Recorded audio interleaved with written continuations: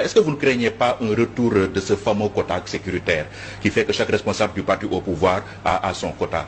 Que ce soit les emplois de manière générale ou les enseignants de manière particulière, c'est-à-dire les 63 000 emplois ou les 5 000 des enseignants, chaque responsable politique va venir demander son quota. yaa gis le président Macky Sall yëkkati na message à la nation ne 1000 milliards lay dimbale ñëpp applaudir mais bi ñu ko waxee tag ci guddi gi am nañu commencé wootee téléphone di xool lu ñu ci war a lekke.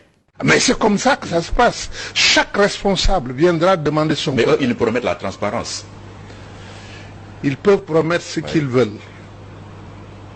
Même l'argent, les 450 milliards, dès que c'est débloqué, la clientèle va s'organiser pour la captation de tout cet argent.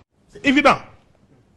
di xool noo ci war a bokkee noo ci war a amee ban kii nga ci am ban deal nga ci mën a def c'est très important ñu wax ko DER. Et ça, c'est ce qui fait que tous les projets que vous voyez développés par le gouvernement, c'est exactement de la même manière que ça se passe partout.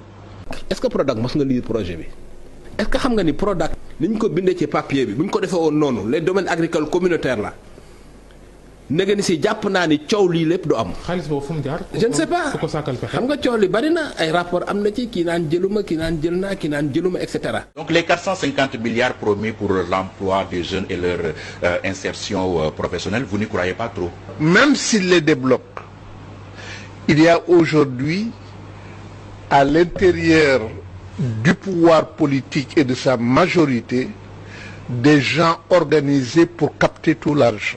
rapport bu ñu am ak pouvoir ñoom rapport de jouissance la. conception bi ñu am ci état conception prébandière la ak conception de jouissance. nguur la ñuy wax nguuru.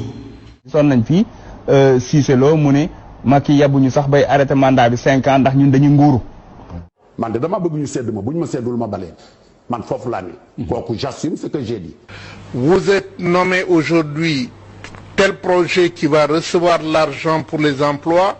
Chacun vient et vous dit je veux mon quota.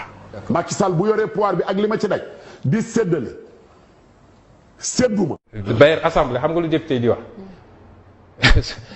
surtout sa mbokk yi moo tax parité bi xaw nañoo sonal booy wax yenn wax yi dañ naan waaw ku ay wal sa moome xam nga député buy wax loolu conception bi ñu am ci pouvoir mooy na nga góox parce que ça ay léegi mu jeex donc loo mën a jël na nga jël. Et c'est pourquoi nous sommes bloqués au Sénégal de ce point de vue. C'est mal Tous les projets qui ont été développés jusqu'ici, faites l'évaluation en termes de résultats sur le terrain. Vous verrez.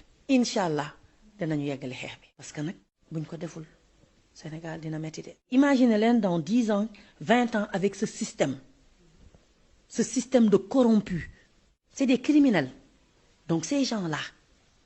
faaw ñu jëlee leen fi. ku ju doon sukuraat ci lalam sax ñu ne ko alalu réew maa ngi ne di rom dina jóg comp ci wàllam doog a ñëw de continuer sukuraatam. loolu la Sénégalais yi war a comprendre te xam ne réew mi. tant que ñu ngi am ñoo xamante ne nii dañ fiy ñëw pour nguuru. pour yokk seen koom-koom pour yokk seen daraja pour yokk seen alal askan bi ñoo koy yëg. Des politiques sans vergogne qui se sont enrichis plongeant nos pays dans l'abîme et le chaos. Il devient urgent pour cette jeunesse bien formée, avec de vrais rêves et de réels potentiels, de s'engager en politique pour donner un cap à nos territoires. C'est eux qui doivent mettre un terme à cette pandémie qui fait plus de victimes que le paludisme, Ebola et le Covid-19. Il faut s'engager en masse en politique et travailler à changer les paradigmes. Il faut arrêter de laisser cette activité à des vieux essentiellement mus par la volonté de se maintenir aux affaires alors qu'ils n'ont aucun projet pour leur pays, alors que leur avenir est derrière eux. Une chose est certaine, et c'est triste de le dire, ma génération et celle de mes aînés ont échoué à développer l'Afrique. Mais vous, les plus jeunes, aurez moins d'excuses puisque vous avez les armes pour renverser la vapeur. La balle est dans votre camp.